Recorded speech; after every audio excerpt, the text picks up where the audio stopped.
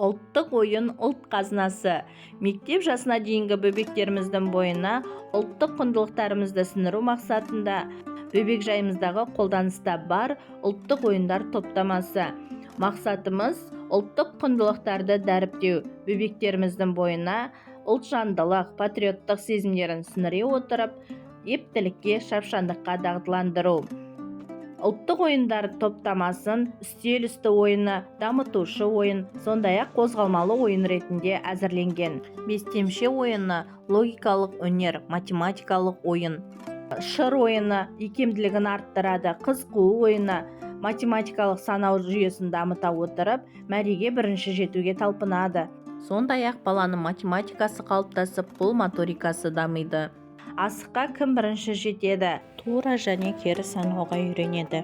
Бәйге ойыны мәреге бірінші жетуге тырыса отырып, бала икемділігі артады, шапшаңдыққа дағдыланады.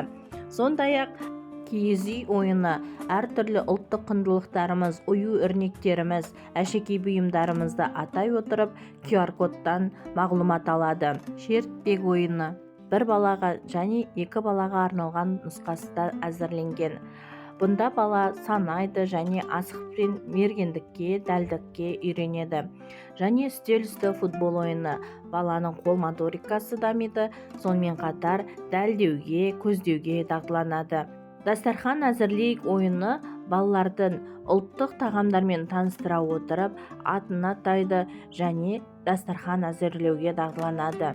Ғажайып айналма ойыны асықтың астында жасырынған ұлттық ойындарды табады.